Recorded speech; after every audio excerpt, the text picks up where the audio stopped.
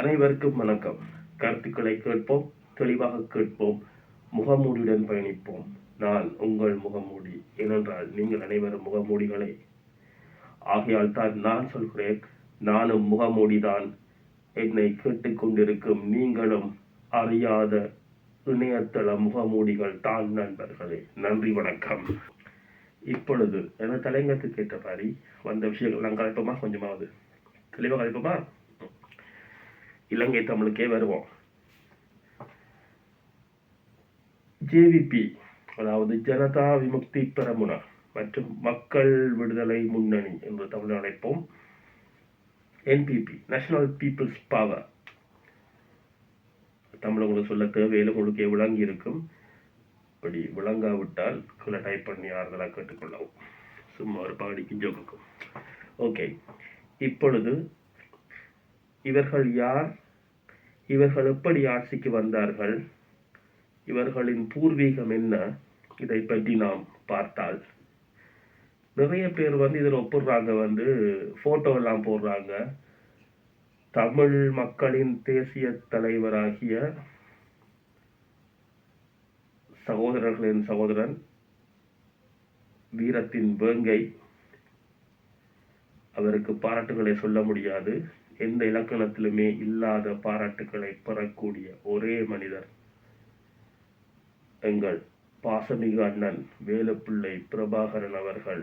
மேதகு என்றவர்பார்கள், அதில்லை. அவர் மேதகுவைக்கு மேதகிக்கு மேதகுக்கு மேதகுக்கு மேதகுக்கும் என்று 10 மேதகு போட்டுள்ளே போகலாம். அப்படியாப்பட்ட ஒரு காலத்தால் கணிக்கப்படிய முடியாத unpredictable man of the earth who is called, his name is Velupillai Prabhakaran. அந்த பேரை சொல்லும் போதே ஒரு மாதிரி இப்படி அந்த இதெல்லாம் ஒரு மாதிரி செய்யும். You don't care about that. இப்போ ஏனென்றா கொஞ்சம் பேருக்கு தெரியாது. ஓகே, இப்போ நாங்கள் இந்த ஜேவிபி தலைப்பு கேட்ட மாதிரி வரமா சாபமா, முக்கியமா நம்ம ராமலிங்கம் சந்திரசேகரம் ஐயா இருக்காருல்ல, நமது தமிழ் மக்களை நாங்கள் ஓகே கிளட்டிட்டாவன், அவரை விட்டு விடுவோம். அவருக்கு பாட்டு உலதான், அவருக்கு வீடியோ இருக்கு, இப்போ இல்லை.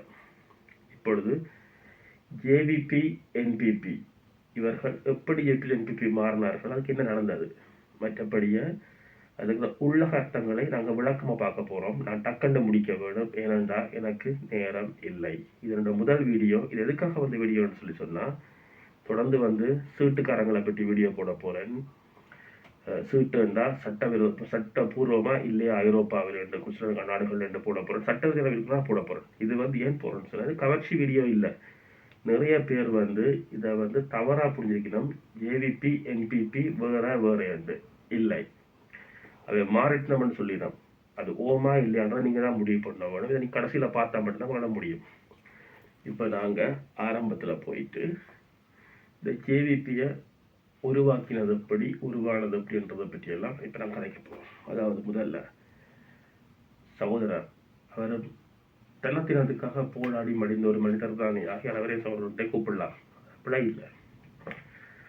யாரும் அதுக்குள்ள முதல் வீடியோ தான் இப்போ போகிறோம். அதுக்குள்ள என்ன சங்கி சொங்கி சொம்பு நம்ம சொல்லுவாங்கப்பா, அதை ஆக்கிடாதீங்க. நான் அந்த யாருமே கிடையாது. எனக்கு யூடியூப்ல சம்பாதிக்க வேண்டிய அவசியம் எனக்கு கிடையாது, சரியா? சொல்ல போற விஷயங்களை மூடி போட்டு சொல்ற காரணம் இருக்கேன். நான் கேட்கிற நீங்களும் முகமூடியல்லான், கொமெண்ட் போடுற நீங்களும் முகமூடியல்லான், சொல்ற நானும் முகமூடிதான். உண்மை. ரோஹண விஜய வீரர் அவர்கள் 65 to 89 24 வருஷம் ஜேவிபிக்கு தலைவராக இருந்தார். எப்படி உருவாக்கினார், தலைவராக இருந்தார். அதுல 2 ஆயுத கிளர்ச்சிகளை உருவாக்கினார். 1971 இருந்து ஒன்று, 89 to 2வது. இராணுவத்தால 89ஆம் ஆண்டு பிடிச்சவர் கொல்லப்பட்டார். ஏன் கொல்லப்பட்டார்? ஹிஸ்டரிக்குள்ள சும்மா சிம்பிளா போமா, அவரை பற்றி பார்ப்போம். அவர் பேர் பட்டபந்திக்கு ரோஹண தொன் நந்தசிறி விஜய வீர விஜயவீரனோட குடும்ப பேர். ஜூலை 14, 1943, அதாவது பிரான்ஸோட இண்டிபெண்டன்ஸ் டே இருக்குல்ல, அதாவது வந்து அந்த ரிப்பப்ளிக் டே சொல்லுவாங்க. அவங்க சுதந்திரம் சொல்ல மாட்டாங்க தங்களை. ஜூலை 14ஆம் தேதி பிறந்த 43ஆம் ஆண்டு பிறந்த கொட்டேகொட மாத்திரல பிறந்த ஒரு மனிதன் 13 நவம்பர் 89ஆம் ஆண்டு கொழும்புல கைது செய்யப்பட்டு தடுத்து வைக்கப்பட்டு கொல்லப்பட்ட ஒரு மனிதன். கொல்லப்பட்டுனா உடனே அவரை முடிச்சுட்டாங்க. இந்த ஊசி போட்டுலாம் இப்போ சிக்னாலஜியில் தலையில் வச்சு செஞ்சுருப்பாங்க, செய்யலை. ஓகே, இதை நோட் பண்ணுங்க. அவர் வந்து 60ஆம் ஆண்டு வந்து சோவியத்துக்கு போகிறார். அப்போ வந்து ரஷ்யா இல்லை, சோவியத் யூனியன் இருந்தது, அதுக்கு போகிறார். 64ஆம் ஆண்டு அங்கிருந்து மார்க்சிஸ்ட் கொள்கைக்கும் சோவியத் தங்கட அவேத கொள்கைக்கும் இருக்கிற ஒன்று ரெண்டு முரண்பாடு காரணமாக வந்து அதை விட்டு விலத்திட்டு அவரோட தாய்நாடான பிறந்த இளமரத்தில் அவருக்கு தாய்நாடு இருக்கு. அவரும் இலங்கையில் பிறந்த அவரும் இலங்கையில் தானே. ஓகே, தமிழ் அது மாதிரி அவங்களுக்கு தான் அப்படிதான். ஓகே, அங்கே போய் அவர் வந்து என்னத்தை ஆரம்பிக்கிறார், சத்தம் இல்லாமல் இருக்கார். போன உடனே எங்களை மாதிரி தான் பூனை இருக்கிறார், சிங்கமாக மாறல, புலியாக மாறல, எலியாக மாறாமல் இருக்கிறார். 71ஆம் ஆண்டு ஸ்ரீமாவ பண்டாரநாயக்க அவரை பிடிச்சு 77ஆம் ஆண்டு வரைக்கும் ஜெயிலில் போட்டுருந்தா. 6 வருஷம் ஜெயில். அதுக்கு என்ன காரணம் அது நினைக்கிறீங்க நீங்க? தெளிவாக சொல்லுங்க. அவருடைய இடதுசாரி கொள்கைகள் மட்டும்தான் காரணம்.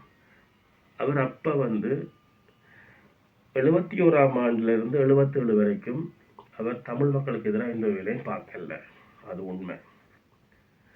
அவர் மட்டும் இல்லை, அவர் இங்க யாருமே அதை பார்க்கல. அதுக்கு அவங்களுக்கு அவசியம் அது இருந்தது இல்லை, இருக்கவும் இல்லை. அதான் உண்மை.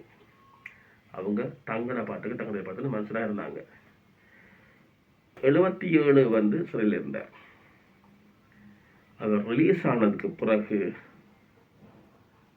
வெயிட் பண்ணி பார்த்து, தெரியுமா, சிங்க குவைக்கு அப்படியெல்லாம் அந்த இருந்த பிளான் போடுமோ, பிளான் போட்டு 87 to 89 தெரியுமல்ல, இந்தோ ஸ்ரீலங்கன் ஒப்பந்தம். அதாவது அதுக்கு எதிராக அப்பதான் உங்களுக்கும் எங்களுக்கும் எதிராக வந்தாருன்னு நாங்கள் யோசிப்போம்.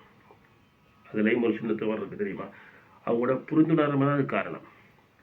எப்படின்னா அப்போ இப்போ இருக்கிற ஜேபியில் கொடுத்துட்டு அவ்வளோ படித்தவங்க கணக்க, இவர் பெருசாக படிக்கல எல்லாம் சொல்கிறாங்க. எனக்கு உண்மையில போய் தெரியாது. ஆனால் வந்து அதுக்கான காரணங்கள் நிறைய இருக்குது. இவரும் வந்து எந்த தாய் நாட்டை நீ என்னண்டு வந்து தமிழாக்களுக்கு பிரித்து கொடுப்ப என்ற மாதிரி தான் சிங்கமும் ஆரம்பிச்சிச்சு பிரச்சனையை. நம்மளோட புலிகள் நம்ம இப்படி ஆரம்பித்தோம், நம்ம இல்லை அப்படி ஆரம்பித்தாங்களோ அதே மாதிரி தான் இந்த சிங்கமும் ஆரம்பித்த பிரச்சனையை அவர் விட்டவும் விடாமல் இல்லை. அரசாங்க அதிகாரிகளை போலீஸ் ஆர்மி என்று பார்க்காம போட்டு தள்ளின கணக்கில் வராத முழு கொலைக்கும் அண்ணன் தான் காரணம். அரச உத்தியோகர்கள் கூட, அரசியல்வாதிகள் மட்டுமில்லை, உத்தியோகர்கள் கூட நோ நத்திங், பிரச்சனையா போட்டு தள்ளிடு, அவ்வளவுதான். அப்புறம் திருப்பி ஸ்ரீமாமா சும்மா இருக்காம, அவ பொண்ணு அப்புறம் இருக்கிறவங்க சும்மா இருக்காம 89ஆம் ஆண்டு திருப்பி கைது செய்யப்பட்டு நவம்பர் மாதம் பிடிச்சு 13 November 89 under the government order of Sri Lanka, Ilangai அரசாங்கத்தின் உத்தரவுக்கு நேரத்திற்கு அமைய இவர் கொல்லப்பட்டார். அதோட அவருடைய பிரச்சனை முடிஞ்சது. இவர் தான் அந்த சேகு வரா மாதிரி தொப்பியெல்லாம் போட்டிருப்பார் தெரியுமா உங்களுக்கு, அந்த ஸ்டார் போட்ட தொப்பியெல்லாம். இப்போ கூட 1-2 பேர் அந்த பஞ்சி ஆவத்தையில் பாட்ஸ்லாம் போட்டு அப்படி தான் இருக்கிறாங்க. But not a same thing. அதெல்லாம் ஈர்க்கப்பட்டவர்கள். இவர் அப்படி இல்லை, உண்மையில் ஒழுங்காக இருந்தவர். அவரை ரம்ப்ளாஸ் பண்ணி, அதாவது அவரை வந்து சப்ஸ்டிடியூட் பண்ணி வந்து யாருன்னு சொல்லி சொன்னால் சமன் பியஸ்ரி பெர்னாண்டோ 1999. அவர் வந்த உடனேயே போட்டாங்க. ஏன்னா நாட் வெல் ப்ரிப்பேர் ஆகி வர இல்லை, எந்த ஒரு இதுவும் இல்லை, அனுபவம் இல்லாமல் விளையாடி காட்டின ஒரு மனுஷன். இவரும் எத்தனை மணி 10 வருஷம் திறன் கிடையாது, நீங்கள் சிரிப்பீங்க. 58ஆம் ஆண்டு பிறந்து 89ஆம் ஆண்டு கொல்லப்பட்டார். அதாவது 29 வயசுலேயே கொல்லப்பட்டார். யூனிவர்சிட்டி ஹோல்டர் யோசிச்சு பாருங்க. அதாவது படித்தவர்களில் ஒருவர் முளைத்து விட்டார் என்ற அர்த்தம் இந்த ஜேவிபிக்கு. அடுத்தது லலித் விஜயவர்தன 89 to 90. இவர் கொஞ்சம் புத்திசாலி. அமெரிக்கா சிஐஏ மாதிரி யோசிச்சார். ஜேபி எப்படி கொண்டு போகணும், அண்டர் கிரவுண்ட் ஆக்டிவிட்டிஸ் மட்டும் நாங்கள் செய்வோம். என்றால் உள்ள இருந்து கொளுத்தி விடுறது, பிடிச்சி எரிக்கிறது, நெரிக்கிறது மட்டும் நாங்கள் பண்ணுவோம், ஒன்றும் பண்ண மாட்டோம். அதாவது வந்து இன்டர்னல் இன்டெலிஜென்ஸ் சொல்லுவாங்க. அது உள்ளக உளவுத்துறை மாதிரி அதை உள்ளுக்குள்ளேயே வச்சு விளையாடிக்கிட்டு இருக்கிறது. வெளியில போய் நாங்கள் விளையாட மாட்டோம். வெளியில விளையாடுறா வந்து சிங்கப்புலியெல்லாம் நிற்கும் போது டேஞ்சரஸ், ஆபத்து என்று போட்டு இவர் ஒரே ஒரு வருஷம்தான் கில்ட். அதுக்கு பிறகு வந்தவர் தான் வந்து ஜேவிபிய, அதாவது அறிவில்லாம இருந்தவங்களை அறிவாக்கினவங்களோட உதாரணத்துக்கு நாங்கள் சொல்லலாம். ஆனால் ஜேவிபி அவங்க சொல்ல முடியாது. அவங்களும் அறிவாக இருந்தவங்க சொல்ல முடியாது. அறிவில்லாமல் இருந்தவங்களை அறிவாக்கினவங்க சொல்லலாம். அதாவது இப்படி போனா செட் ஆகுது மச்சான், அப்படி மேமகியா காரியம் என்ன, if we go into the path we cannot able to succeed in our life. அதே மாதிரி ஹிந்தி மொழியில சொல்ல போனா சிம்பிளா, ऐसा जाएंगे होता कुछ नहीं कर सकता हमको, हम डूब कर मर जाएंगे पानी में. அதாவது இப்படியே நாங்க போனோம்டா நாங்கள் எதுவும் பண்ண முடியாது, நாங்கள் தண்ணியிலேயே முழுங்கி செத்துருவோம் என்று ஒரு மனசால அறிந்த ஒரே ஒரு மனிதன் சோமவன்ச அமரசிங்க. 90ஆம் ஆண்டிலிருந்து 2014ஆம் ஆண்டு வரைக்கும் அதே ரோஹண விஜய வீர இருந்த மாதிரி 24 வருஷம் ஜேபியில தலைவராக இருந்த ஒரே மனுஷன். அவர் பிளஸ் பண்ணவர், அதாவது அவர் ரிப்பப்ளிக் பண்ணவர். Nice man as well. நல்லா படித்தவர். 43ஆம் ஆண்டு பிறந்த மனுஷன். ஜூன் 15, 2014 அவர் 73ஆம் வயசுல வந்து அவரே இறந்தார். ஆனால் 14ஆம் ஆண்டே வந்து அவர் 71 வயசுலேயே வந்து இப்போ இருக்கிற பிரசிடண்ட் அனுரகுமார் தேவசாயிட்ட வந்து இந்த பாட்டியத்தை கொடுத்துட்டு போயிட்டார். ஏன் கொடுத்துட்டு போனாருன்னு அவருக்கு அப்பவும் தெரியாது, இப்பவும் தெரியாது. அது எங்களுக்கும் தெரியாது, உங்களுக்கும் தெரியாது. விளங்கி கொள்ளுங்கள். அடுத்தடுத்த வீடியோக்குள்ள பற்றி நாங்கள் புதுரை டைக்கிறோம் தெளிவாக வந்து. 71ஆம் ஆண்டு இவர் வந்து ரோஹணவோட சேர்ந்தே வந்து இதே கட்சியில் என்டர் பண்ணுறார் ஜேவிபியில். ஸ்ரீமாவுக்கு எதிராக அவட அந்த கொள்கைகளுக்கு எதிராக பிடிக்கல, இன்னும் நீ உட்டரட்ட சிங்களுக்கு அதாவது வந்து மலையாள சிங்களாக பற்றி நீ கதைக்கிற, அதெல்லாம் வேணாம், ஒன்றும் பிரச்சனை இல்லை, கதைக்க மாட்டோம் இல்லை என்று சொல்லி வந்து அவர் செஞ்ச குழப்படிகளும் கொஞ்சம் கூடத்தான் இல்லைன்னு. ஐபிகேஃபுக்கு எதிராக வந்து நிறைய சண்டைகளுக்கு வந்து கொஞ்சம் அந்த நெறித்தனமா பிளான் போட்டு செஞ்சதும் அவர் தான். நிறைய விஷயங்களை செஞ்சது இவர் தான். 89ஆம் ஆண்டு வந்து இவங்க எல்லாரையும் அவங்க போட்டு தந்தாங்கல்ல, அதாவது வந்து இவங்களோட லிஸ்ட்ல இருக்கிற லலித் சமான் பிரியசேகர, சமன் பியூசரி பினாண்டோ, லலித் எல்லாரையும் போட்டு தராங்கல்ல. அப்படி போட்டு தள்ளனோட வந்து சிங்கத்துக்கு வந்து கொஞ்சம் பயம் வந்துட்டு சிங்கம் இந்தியாவுக்கு எஸ்கேப் ஆகி அங்கேருந்து யூகேல போய் செட்டில் ஆயிட்டு. யூகே போன சிங்கம் சும்மா இருக்குமான்னு பார்த்தா அங்கேருந்து கொண்டு ஜேவிபியை வந்து ஒரு அரசியல் கட்சியை அமைப்பா மாற்றின. இது வந்து இவருக்கு தான் சேரும். அப்போ வந்து தன்னை வந்து குறுந்தாடி டெல்வின் சில்வா மற்றவங்க 2 பேர் பேர் சொல்ல தேவையில்லை, அவங்கெல்லாம் பேர் சொல்றவங்க பெரிய ஆக்கள் இல்லை. அதுக்கு பிறகு இவர் வந்து 94ஆம் ஆண்டு இலங்கைக்கு வரார். ஜேவிபியில் அரசியல் அமைப்பா மாற்றிட்டு எல்லாம் வேலையில செய்கிறேன். 2004ஆம் ஆண்டு SLFP நம்மளோட சந்திரிகா அம்மாட கீழே வந்து இதாகி அப்படியே நடத்தி கொண்டு போறார் கட்சியை. தண்டை பாட்டுக்கு ஓடுது, ஏதோ போய் கொண்டிருக்கு. போய் அதில் கொஞ்சம் இதை சம்பாதிச்சு அதுக்கு பிறகு இடதுசாரியாக இருக்கிறத தவிர வந்து இடதுசாரியாக வாரவும் இல்லை, அதை பற்றி கதைக்கவும் இல்லை, கொள்ளவும் இல்லை. அதுக்கு பிறகுதான் இப்போ இருக்கிற எங்கட சொன்னாங்க வந்து டபுள் நேஷனாலிட்டி சொல்லுங்க எனக்கு இருக்கு. ஓகே சொல்லலாம். அப்போ வந்து ஜனாதிபதியாக இருக்கிற அனுரகுமார திசாநாயக்க என்ற ஒரு இளம்படியன் வந்து இதில் இன்வால்வ் ஆகிறார். அவர் அந்த கட்சியில் தலைமை 2016 எடுக்கிறார், நடத்தி கொண்டிருக்கிறார். ஜேவிபியை என்பிபி ஆக்கிட்டு இருக்கிறார். இவருக்கு இன்னொரு பிரச்சனை தெரியுமா? 90ஆம் ஆண்டுல இவருக்கு வந்து அப்ப 68, 78, 88, 22 வயசா இருக்கும். அப்பயே வந்து இந்த ஜேவிபி என்பிபி ஆக்குறதுக்கான, அதாவது வந்து அரசியல் இதுல வந்து கலந்து இந்த வன்முறை இல்லாம போற பாதையில செலக்ட் பண்றதுக்கு இவர் ஒரு முதல் காரணி. அதான் உண்மை. அப்பவே வந்து எப்ப பண்ண போறார் கட்சியால 90ஆம் ஆண்டுல இருந்து இந்த பொலிட்டிக்கால அது மாறுறதுக்கு ஜேவிபி 94ஆம் ஆண்டு இவரும் ஒரு காரணி, இவர் ஒரு மெயின் காரணியா இருந்திருக்கிறார். அதனாலதான் இவரை கட்சிக்கு அப்பயே நோட் பண்ணி இப்ப இவருக்கான பொசிஷனை கொடுத்துருக்கு. அப்புறமா 2004ஆம் ஆண்டு அந்த அல்லாபுல்லா இதுல எல்லாம் இருந்து கண்டுட்டு விவசாய அமைச்சராக இருந்து சக்சஸ் பண்ணி 2005ஆம் ஆண்டு 1 இயர்லயே வந்து எனக்கு பிடிக்கலடா, இது எனக்கு வேணாம் என்று சொல்லிட்டு விலத்திட்டு போன மனுஷன் தான் இந்த அனுரகுமார திசாநாயக்க. இப்ப உங்களோட பிரசிடென்ட் வந்து மிச்சம் எல்லாம் இனி இந்த புத்தகம் வேணாம் போட்டுருவோம், நம்ம கதைப்போம். ஓகே, இப்ப இந்த என்பிபி ஜேவிபி மாறினதுக்கு ஏதாவது நல்லது இருக்கான்னு கேட்டா இருக்கு.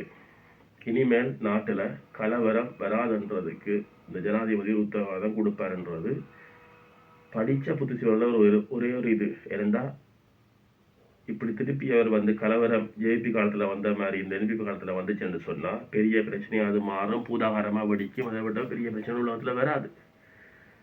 ஏனென்று சொன்னா ஒரு ஒரு பார்லிமெண்ட்ல மெஜாரிட்டியில வந்த கவர்மெண்ட் அதே மாதிரி வந்து எலெக்ஷன்லயும் அதே மாதிரி தான், ஜனாதிபதி தேர்தலையும் அதே மாதிரி தான் வந்து எல்லாத்தையும் வந்து அட்டிச்சு பிடிச்சு பிச்சு போட்டு வந்த ஒரு மனுஷன் திருப்பி பிளவிட்ட நடக்கும்.